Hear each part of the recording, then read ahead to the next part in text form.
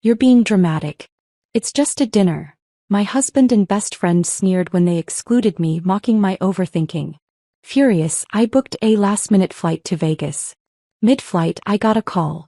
They'd accidentally set the kitchen on fire trying to cook my signature dish to impress their boss.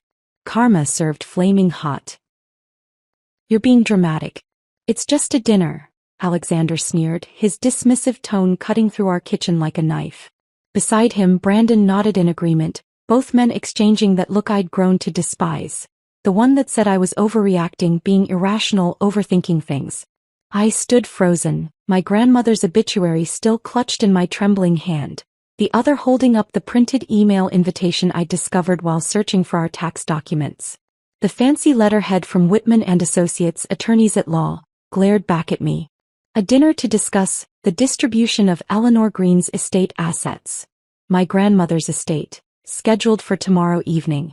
An invitation addressed to my husband and, inexplicably, my best friend. Not me. Never me. Have you ever discovered someone's true intentions when family inheritances or treasured belongings are at stake? These moments can be painful revelations. If this story of betrayal, karma, and reclaiming what's rightfully yours speaks to you, hit that subscribe button. It costs nothing and helps us share more stories of people standing their ground. Now let's see how Caitlin handles this devastating discovery. Why is Brandon invited to discuss my grandmother's inheritance? My voice cracked, betraying the hurricane of emotions swirling inside. And why wasn't I included? Alexander sighed dramatically, running his fingers through his dark hair. The gesture that once made my heart flutter now only fueled my anger. Brandon has experience with property law. We thought his perspective would be helpful before bringing you into the conversation. You've been so emotional since your grandmother passed. Emotional. The word hung in the air between us. She raced me, Alexander. Of course I'm emotional. The kitchen still smelled faintly of apples and cinnamon. I'd spent yesterday afternoon trying to recreate Grandma Eleanor's famous apple pie. The recipe she'd perfected over 60 years. The one she promised would be mine alone when she passed. The legacy she'd entrusted to me, not my husband and certainly not Brandon. Caitlin, listen.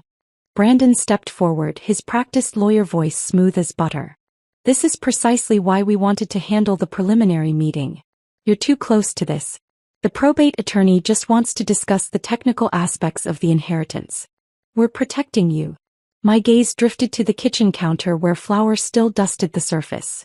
Grandma Eleanor teaching me to roll pie crust at 9 years old, her wrinkled hands guiding mine. The secret is in the temperature, she'd whisper conspiratorially. Keep everything cold, especially your emotions when family's involved. Protecting me? I echoed, snapping back to the present. By going behind my back? Alexander checked his watch impatiently. We're not going behind your back. We're having dinner with a lawyer to discuss boring legal stuff so you don't have to. Why are you making this into World War III? The memory of Grandma's voice echoed in my mind. Pay attention to how people treat you when they think no one's watching, Katie Cat. That's when their true colors show. This isn't about legal technicalities, I said quietly, moving to the fridge where Grandma's last Christmas card hung, her elegant handwriting a painful reminder of what I'd lost. This is about my family's legacy. The lake house, her recipe books, the stories she wanted preserved. See, this is exactly what I mean, Alexander interrupted, sharing another knowing glance with Brandon. You're getting worked up over recipe books when there's actual valuable property involved. The summer memories flooded back unbidden. Grandma Eleanor and I sitting on the dock at the lake house, fireflies dancing around us as she told stories of her childhood. Family isn't about the things we leave behind, Katie, she'd said, but about the people who understand their value. Brandon cleared his throat. Alexander and I just want to make sure everything's handled properly. The lake house alone could be worth. Stop. My voice hardened. Stop pretending this is about helping me. My grandmother specifically said in her letters that the lake house wasn't to be sold. It's meant to stay in the family. Alexander's face flushed. That's impractical and you know it. We live 4 hours away. We'd never use it enough to justify keeping it. That's what this is really about, isn't it? You two have already decided what happens to my inheritance. I turned away, opening a kitchen drawer and pulling out Grandma's handwritten recipe for her apple pie. The edges were worn soft with use, small butter stains marking the corners. This was her legacy, not something to be divided and sold by men who never understood its worth. "Look, I've got a meeting in 20 minutes, Alexander said briskly. "Can we table this discussion? The dinner with Mr. Whitman is just preliminary anyway." Brandon nodded. "Absolutely. Caitlin, we're doing this for you. Once we understand the legal framework, you'll be fully involved in all decisions." That dismissive tone again. That patronizing glance between them. "No," I said, surprising even myself with the firmness in my voice. "I won't be tabled like some inconvenient agenda item. This is my grandmother, my inheritance, and you two are deliberately excluding me. For God's sake." Alexander slammed his hand on the counter, making me flinch. "You're being ridiculous. It's just a dinner." Something snapped inside me. The grief I'd been carefully managing since Grandma's passing 3 weeks ago combusted with this fresh betrayal. I grabbed my phone, fingers trembling as I opened the travel app one rarely used. "What are you doing?" Alexander demanded, watching me tap frantically on the screen. "Booking a flight," I answered coldly. "To Vegas." "Vegas? Are you insane? We have responsibilities here." "Apparently my main responsibility is to sit quietly while you and Brandon decide what happens to my family legacy." The confirmation popped up on my screen. 1 round-trip ticket to Las Vegas, departing in 4 hours. An impulsive, reckless decision that felt surprisingly right. Brandon stepped forward, conciliatory now that things were escalating. "Caitlin, be reasonable. Alexander is just trying to help you avoid unnecessary stress." I laughed bitterly. Unnecessary stress? My grandmother died 3 weeks ago, and now I discover my husband and best friend are secretly meeting with her probate attorney without me. But sure, tell me more about avoiding stress. I moved toward our bedroom, Alexander following closely behind. "You can't just run away to Vegas because you're upset about a dinner," he argued as I pulled out my carry-on suitcase. "Watch me." I began grabbing clothes. Practical, everyday items, not the fancy outfits Vegas stereotypically demanded. I wasn't going to gamble or party. I was going to breathe, to think, to grieve without the suffocating presence of these 2 men who clearly thought so little of my feelings. "This is exactly why we didn't include you in the dinner," Alexander hissed. "You're being completely irrational." I paused, Grandma Eleanor's voice once more filling my mind. "When someone shows you who they are, Katie Cat, believe them the first time." Looking my husband directly in the eyes, I replied, "No, Alexander. This is exactly why you should have included me. Because now you've shown me exactly who you both are." I zipped my suitcase closed with finality, Grandma Eleanor's weathered recipe book tucked safely inside, beside the grief and betrayal that would accompany me to Vegas. The rideshare driver didn't ask questions when he saw my red-rimmed eyes, just quietly loaded my suitcase and drove me to the airport. I was grateful for the silence, using the 40-minute ride to compose myself. Alexander had called 3 times already. I sent each to voicemail, watching the familiar landscape of our suburban neighborhood fade into highway scenery. Denver International Airport buzzed with its usual chaotic energy. Business travelers rushing past, families corralling excited children. I moved through security in a daze, half expecting Alexander to appear and dramatically stop me. He didn't. Once past the TSA checkpoint, I checked my phone again. 5 missed calls now, 2 from Brandon. A text message appeared. "This is exactly what I meant about being emotional. Call me when you're thinking rationally." I turned my phone to airplane mode and headed for the gate. "That's quite a sigh you've got there," came a voice as I settled into my window seat. "Either you're afraid of flying or running from something significant." I turned to find a woman in her 60s with a silver pixie cut and kind eyes studying me. Her navy blazer and simple pearl earrings reminded me so much of Grandma Eleanor that my throat tightened. "A bit of both, maybe," I admitted, surprised by my own honesty with a stranger. "I'm Martha," she offered, extending a hand. "And I've got a pretty good radar for people having terrible days." "Caitlin," I replied, shaking her hand. "And terrible doesn't begin to cover it."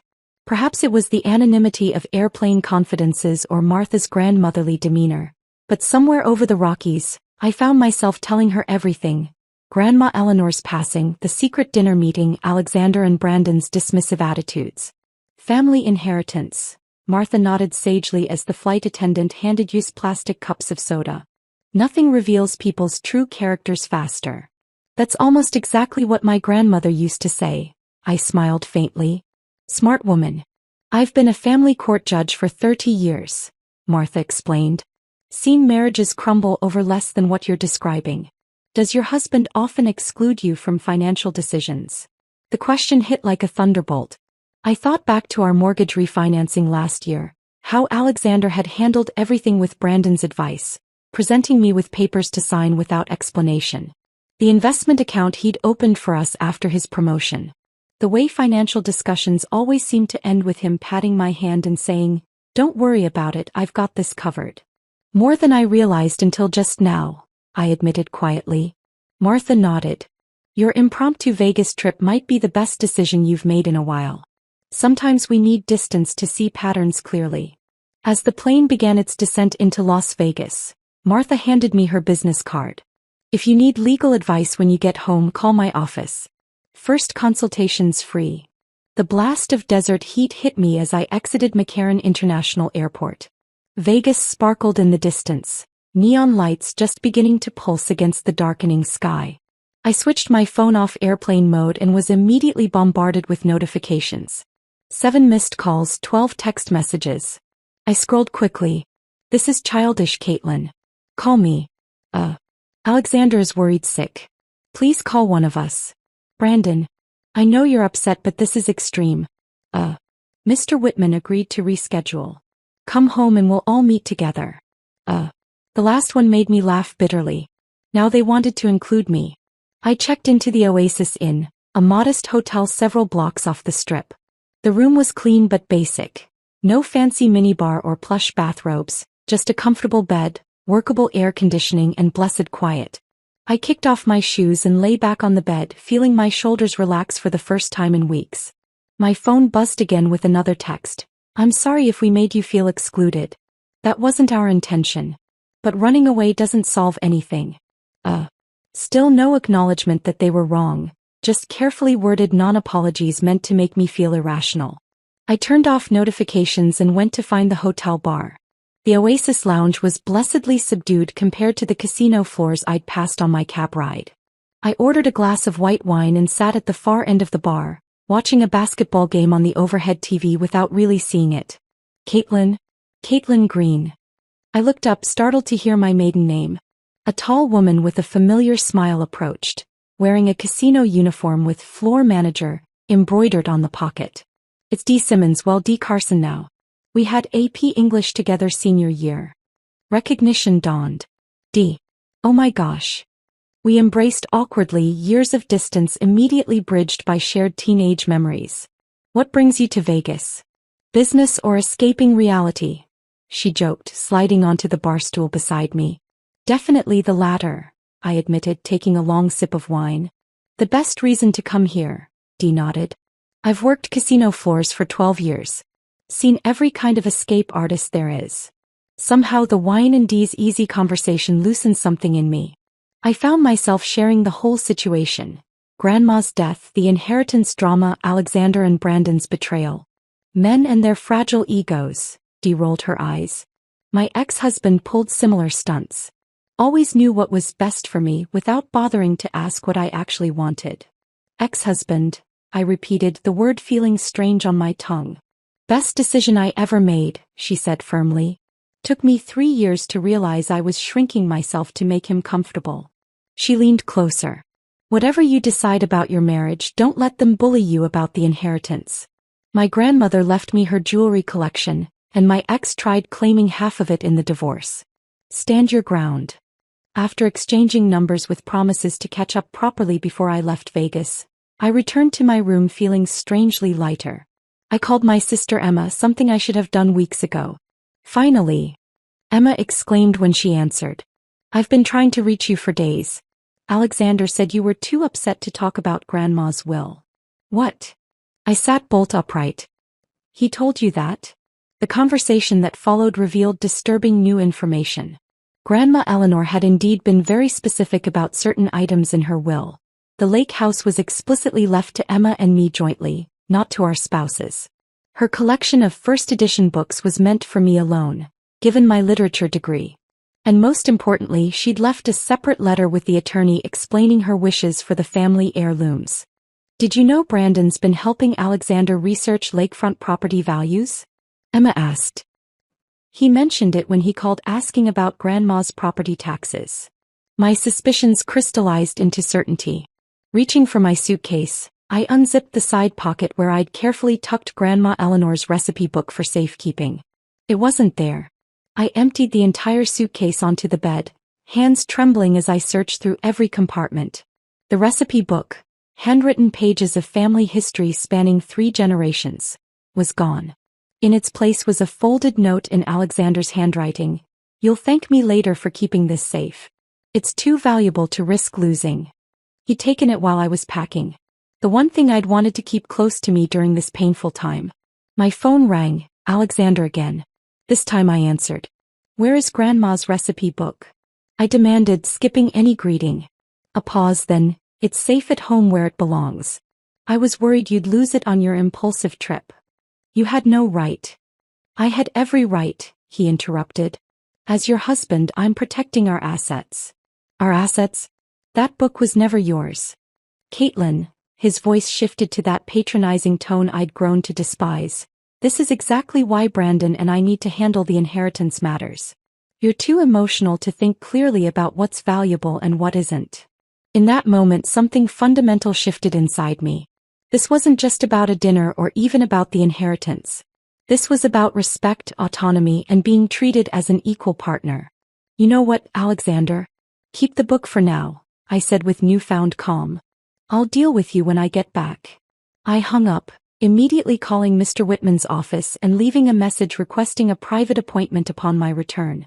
Then I texted Emma. "We need to talk more about Grandma's will. Call me tomorrow." For the first time since landing in Vegas, I felt the fog of grief and confusion lifting, replaced by clarity and purpose. Alexander and Brandon had made a critical miscalculation. They thought my escape to Vegas was an emotional breakdown. They were about to discover it was actually my awakening. I couldn't see what was happening back home, but I later pieced it together from the frantic phone calls, security camera footage, and Alexander's reluctant confessions. While I was finding clarity in Vegas, my husband and so-called best friend were setting a plan in motion that would backfire in ways none of us could have imagined. After our tense phone conversation about Grandma Eleanor's recipe book, Alexander hung up feeling unsettled. I'd struck a nerve, though he'd never admit it to Brandon, who sat at our kitchen island scrolling through real estate listings on his tablet. "So she's not coming back tonight," Brandon confirmed, barely looking up from whatever property he was eyeing. "No," Alexander replied with that frustrated sigh I knew so well. "And now she's fixated on that damn recipe book." I later learned that Brandon had closed his tablet and leaned forward with that conspiratorial look he used when closing real estate deals. "Look, we need to focus." Whitman agreed to reschedule for tomorrow afternoon. "Eleanor's estate is worth serious money, especially that lakefront property. We need a strategy." My blood still boils thinking about how they discussed my grandmother's legacy like it was just another asset to liquidate. The lakefront property, the place where I'd spent every summer of my childhood, where Grandma Eleanor had taught me to swim, where we'd watched meteor showers from the dock. To them it was just dollar signs. Whitman seemed pretty rigid about following Eleanor's exact wishes when we spoke on the phone, Alexander had apparently said, showing the first glimmer of hesitation. Brandon, ever the manipulator, saw an opportunity. "That's why tomorrow matters so much. These old-school probate attorneys care about family traditions, continuity. He needs to see us as proper stewards of Eleanor's legacy." And that's when they hatched their plan. A plan so ridiculous it would have been funny if it hadn't ended so disastrously. They would bake Grandma Eleanor's famous apple pie to create the right atmosphere for their meeting with Mr. Whitman. They would use the stolen recipe book, my inheritance, my connection to my grandmother, to convince the attorney they should have control over the estate. I can picture Alexander's bewildered expression as he stared at my grandmother's handwritten recipe. He'd never made so much as toast in our 5 years of marriage. Cooking was my domain, as he liked to remind dinner guests when they complimented a meal. "I've never made a pie in my life," he'd protested. Brandon, who wouldn't know a whisk from a spatula, had the audacity to say, How hard can it be? We have the recipe right here. Besides, Whitman mentioned he was bringing his assistant along. More witnesses to our family devotion means better chances of favorable distribution. The security camera in our kitchen caught snippets of what followed. Alexander standing confused before a mountain of flour and butter, squinting at Grandma's elegant handwriting. What the hell does scant quarter cup mean? Brandon, naturally, appointed himself supervisor rather than helper, checking his watch repeatedly. We've got 3 hours before Whitman arrives. The pie needs to be cooling when he gets here. The smell is half the effect. What the camera didn't catch, but Alexander later admitted during one of his remorseful confessions, was Brandon's real agenda. While Alexander struggled with pie dough, Brandon had casually mentioned his contact at Lakeside Realty, who apparently had 3 pre-qualified buyers ready to tour, if they could get the lake house on the market quickly. Your commission? Alexander had apparently asked, catching on for once. You never mentioned you'd be the listing agent. Brandon had shrugged it off with practiced nonchalance. Makes sense, doesn't it? I know the property, I've already got buyers lined up, and I can offer you a better split than you'd get with another agent. And then came the carrot, the bait he dangled in front of my husband. With the proceeds, you could finally upgrade to that golf club membership you've been eyeing, maybe even buy that boat. My husband, to his minimal credit, had apparently shown a flicker of conscience. Did Caitlin ever say why her grandmother wanted to keep the lake house in the family? Brandon had dismissed this rare moment of consideration. Does it matter? It's an outdated sentiment. The property taxes alone will be a burden. I wish I could have been there to answer. Yes, it matters. It matters because that lake house was where 3 generations of our family had gathered every summer. It matters because Grandma Eleanor specifically wanted Emma and me to have a place to bring our future children, to keep family traditions alive. It matters because some things can't be measured in dollars and cents. But I wasn't there. Instead, Alexander stood in our kitchen, making a complete mess of Grandma's recipe while Brandon filled his head with visions of golf memberships and boats. The security footage showed Alexander struggling with the lattice top crust, his fingers clumsy and impatient. Brandon checking his watch, suggesting they skip the lattice altogether. We're running out of time and I still need to brief you on how to approach the inheritance discussion. Their strategy, as Alexander later confessed, was truly appalling. We emphasized the burden of maintaining it, the sentimentality of preserving Eleanor's memory through photographs rather than an expensive property, and most importantly, we make it clear that Caitlin is too emotionally attached to make rational decisions right now. Too emotionally attached. To my own grandmother's legacy. The grandmother who raised me after my parents died. The woman whose wisdom and love shaped everything good in me. Yes, I was attached with good reason. What happened next was captured perfectly on our security camera. The 2 of them had moved to the dining room to review documents Brandon had prepared. Tax assessments, maintenance estimates that I later discovered were deliberately inflated, and cherry-picked property comparisons designed to show maximum profit potential. The timer had beeped in the kitchen, but they were too engrossed in their scheming to notice. The camera showed smoke beginning to curl from the oven vents while they remained oblivious in the next room. The smoke grew thicker, the timer continuing its unheeded alert. Finally, Alexander had looked up, sniffing the air. Is something burning? The camera captured their panicked rush to the kitchen. Alexander yanking open the oven door without turning it off first, releasing a cloud of black smoke. The pie wasn't just burned, it had caught fire, flames licking at the edges where butter had dripped onto the oven floor. Get water. Alexander had shouted, coughing through the smoke. No. Not on an oven fire. Brandon yelled back, but it was too late. Alexander had already thrown a glass of water onto the flaming pie, creating the disaster I would soon learn about thousands of miles away in my quiet Vegas hotel room. I was lounging on the hotel bed, flipping through channels and contemplating a room service dinner when my phone lit up with Alexander's name. After our earlier conversation, I almost didn't answer. Something told me to pick up. Intuition, perhaps, or simply the residual habit of being a responsible spouse. What now, Alexander? I answered flatly. The sound of sirens nearly drowned out his voice. Caitlin, there's been an accident. His words tumbled out between ragged breaths. The kitchen, it's bad. There's fire trucks and... Fire trucks. I sat bolt upright, my heart suddenly pounding. What happened? The pie, your grandmother's recipe, we were trying to make it for Whitman and... He broke off as someone shouted in the background. Is everyone okay? I asked, my anger temporarily displaced by genuine concern. Yes, we're fine, but the kitchen... His voice cracked. It's destroyed, Caitlin. And... He hesitated, and I knew instinctively something worse was coming. Your grandmother's hope chest. It was in the dining room, and the fire spread before the firefighters arrived. The world seemed to tilt sideways. Grandma Eleanor's antique hope chest, the one she'd brought from England as a young bride. The chest containing generations of family letters, sepia-toned photographs of ancestors I'd never met but whose stories I knew by heart.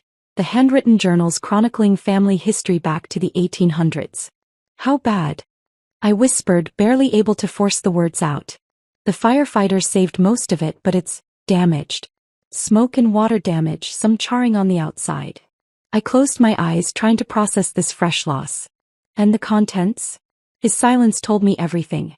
How did this happen? I finally asked, surprising myself with how calm I sounded despite the storm raging inside me. Alexander explained haltingly about the pie, the oven fire, how throwing water on it had only made things worse. How they'd been so focused on preparing for Whitman's visit that they'd forgotten about the timer. Wait, I interrupted, a new realization dawning. Whitman was there. During the fire. He arrived just as we were trying to put it out, Alexander admitted. He called 911 while Brandon tried using the fire extinguisher, but it was too small and the flames had already reached the curtains. I pictured the scene, the dignified probate attorney walking into chaos, witnessing my husband and best friend's incompetence firsthand. Under different circumstances, I might have found it darkly humorous. Mr. Whitman stayed throughout, Alexander continued.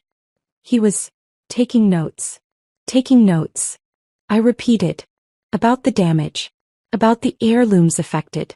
He kept mentioning responsible asset management, and asking if we had updated our homeowner's insurance to cover Eleanor's belongings. A strange calm settled over me. Let me talk to him. What? No. Caitlin, there are firefighters still here and... Put him on the phone, Alexander. To my surprise, moments later, Mr. Whitman's crisp, professional voice came through. Mrs. Anderson? This is Jerome Whitman. I understand you're currently in Las Vegas. Yes, Mr. Whitman. I apologize for not being present for our meeting. Given the circumstances, perhaps your absence was fortunate. His tone was impossible to read. Mrs. Anderson, are you aware that your husband and Mr. Reynolds were planning to discuss the immediate sale of your grandmother's lake property today? My breath caught. They told you that? Not directly. However, I discovered quite detailed sales projections among the paperwork that survived the incident. Documentation prepared by Mr. Reynolds' real estate office. I closed my eyes, the final confirmation of what I'd already suspected landing like a physical blow. Mr. Whitman, my grandmother specifically wanted that property to remain in the family. My sister and I spent every summer there growing up. I'm well aware of Eleanor's wishes, he replied. I've been her attorney for 37 years. Which is why I found today's events particularly illuminating. In the background, I could hear Alexander asking what we were discussing. Mr. Whitman ignored him. Mrs. Anderson, I believe you should return as soon as possible. The reading of the will was scheduled for next week, but given today's events, I think we should proceed earlier. I'll be on the first flight tomorrow, I promised. Excellent. And Mrs. Anderson? Your grandmother was an excellent judge of character. I'm beginning to understand why she structured her will as she did. After hanging up, I sat motionless, letting the implications wash over me. In trying to manipulate the inheritance situation in my absence, Alexander and Brandon had inadvertently revealed their true intentions more clearly than if I'd been present. Their scheme had literally gone up in flames. My phone buzzed with a text from Emma. Just heard about the fire. Are you okay? Call me. I dialed her immediately. What happened? She demanded. Alexander called in a panic, asking if I knew when you'd be back. I explained everything. The secret dinner, my impulsive trip, and now the disastrous fire. They destroyed Grandma's hope chest, Emma. All those family photographs, her journals. Not all of them, Emma said quietly. What do you mean? Grandma gave me a key to her safe deposit box last year. She'd been copying her journals and storing the originals. Said she didn't trust leaving history in one basket. The hope chest held the copies, Katie. Relief washed over me so intensely I felt dizzy. She never told me. She said you had enough to manage with your marriage. Emma hesitated. She worried about Alexander. Said he reminded her of our grandfather. Always looking for shortcuts to wealth without understanding true value. This new revelation about Grandma's perception of my husband hit hard. She'd seen what I'd been blind to for years. There's more, Emma continued. Brandon called me last week asking about potential buyers for the lake house. Said you and Alexander were considering selling since it would be too painful for you to visit after Grandma's passing. White-hot anger flashed through me. He was laying groundwork. Setting things up so selling seemed like my idea. That's not all. I checked with Grandma's neighbors at the lake. Brandon's shown the property twice already. Told them he was doing a market evaluation at your request. I thought of Martha, the judge I'd met on the plane, warning me about inheritance bringing out people's true characters. How right she'd been. My phone buzzed with another call, Alexander again. I ignored it. What are you going to do? Emma asked. I looked around the modest hotel room that had become an unexpected sanctuary, a place where clarity had finally found me. I'm coming home tomorrow. Not for Alexander but for Grandma. For her legacy. And then I stop being the woman who gets excluded from decisions about her own life. My voice strengthened with each word. The fire showed their true intentions, Emma. They thought my absence gave them freedom to act. Instead, it exposed exactly who they are.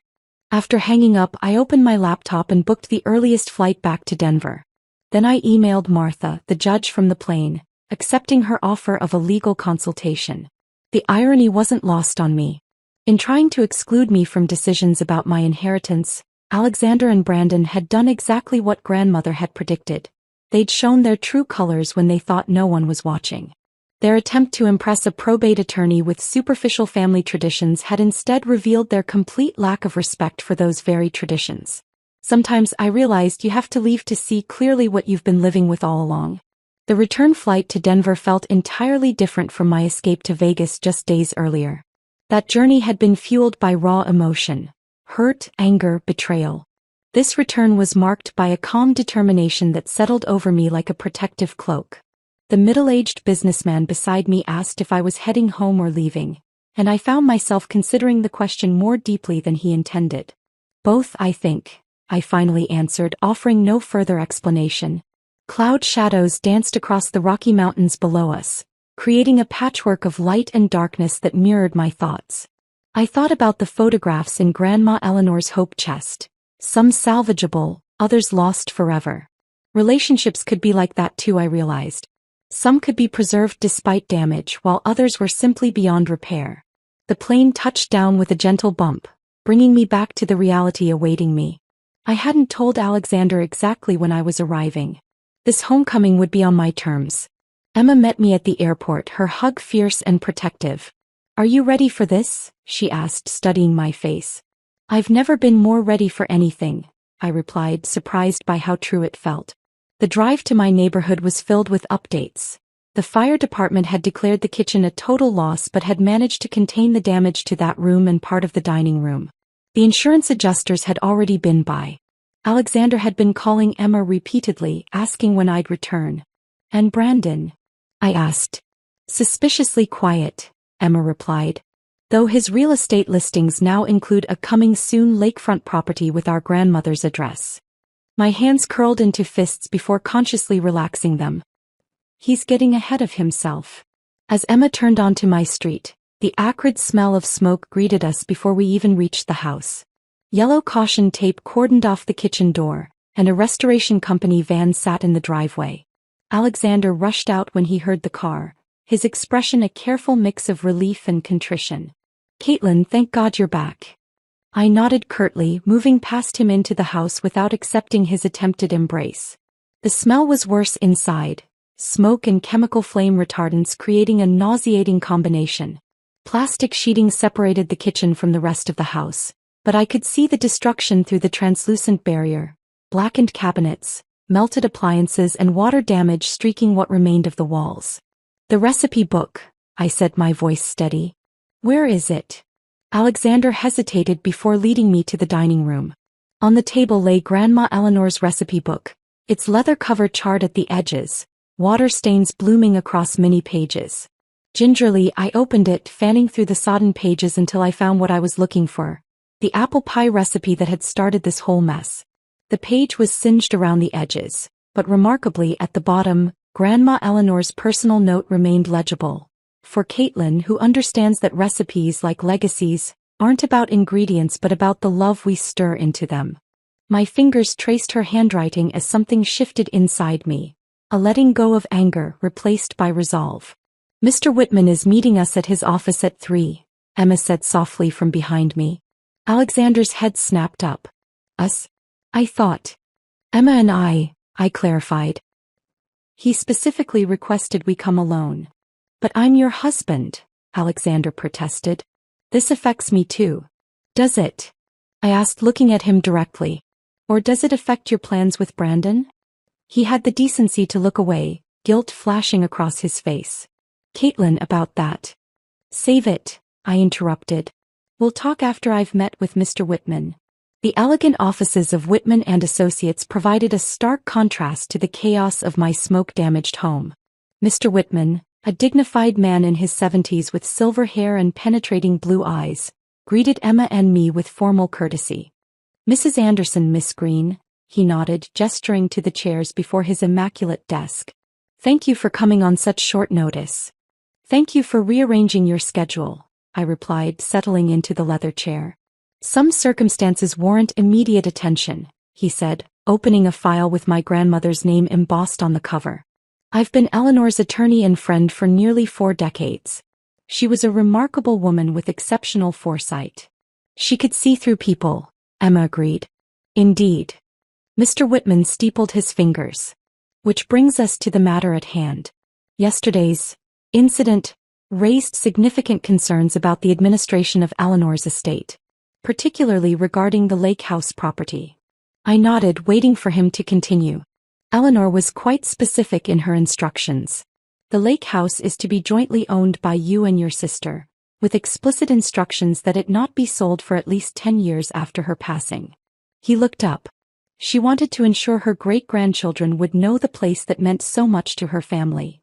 No great-grandchildren yet, Emma said softly. Eleanor was patient. Mr. Whitman's lips curved slightly. Now, given yesterday's events and the old documentation I observed regarding premature sales plans, I must ask, do you have concerns about your husband's intentions regarding this inheritance? The question hung in the air, demanding honesty. Yes, I finally said. I believe Alexander and my former friend Brandon planned to pressure me into selling against my grandmother's wishes. Mr. Whitman nodded, unsurprised. Eleanor anticipated such a possibility. He turned a page in the file, revealing a document I hadn't seen before. This addendum to her will, signed 6 months ago, stipulates that should there be any attempt to circumvent her wishes regarding the lake property, full ownership would revert solely to you, Mrs. Anderson, with your sister as secondary beneficiary. My breath caught. She knew. Eleanor noticed dynamics in your marriage that concerned her, Mr. Whitman said carefully. The last time she visited, she mentioned adding this clause as a safety net, as she called it. Tears pricked behind my eyes. Even from beyond, Grandma Eleanor was protecting me. There's more, Mr. Whitman continued, turning another page. The collection of family heirlooms, including the recipe books, hope chest, and jewelry, were never intended for joint marital ownership. They were bequeathed to you personally, outside of any marital property considerations. Emma reached over, squeezing my hand. She wanted you to have security and autonomy, Mrs. Anderson, Mr. Whitman said gently. Now it's up to you to decide what to do with it. The drive home was quiet, my mind sorting through implications and decisions. When we arrived, Alexander was waiting anxiously in the living room, pacing. What happened? He demanded. What did Whitman say? I set my purse down calmly. He clarified Grandma's wishes. The lake house stays in the family, no selling. The heirlooms are mine alone, legally separate from marital property. Alexander's face flushed. That's ridiculous. As your husband. As my husband, I cut him off. You conspired with Brandon to sell property that was precious to me, lied about meetings, stole my grandmother's recipe book, and then managed to burn down our kitchen trying to manipulate a probate attorney. His mouth opened and closed, no defense forthcoming. I'll be staying at the lake house for a while, I continued. Emma's driving me up tomorrow. I need space to think about what happens next for us. Caitlin, please, Alexander's voice cracked. It was Brandon's idea. He pushed for selling. And you went along with it, I finished for him. That's the problem, Alexander. You were willing to discard something precious to me for a boat and a golf membership. I moved to the stairs, then paused, turning back. Grandma Eleanor used to say that when life goes up in flames, you can either stare at the ashes or use them to fertilize something new. I picked up the charred recipe book from the table. I'm choosing the latter. As Emma and I drove toward the lake house the next morning, the rising sun painted the horizon with possibilities. The recipe book sat in my lap, damaged but not destroyed. Like me, some inheritances come in the form of property and heirlooms. Others come as lessons and clarity. Grandma Eleanor had given me both.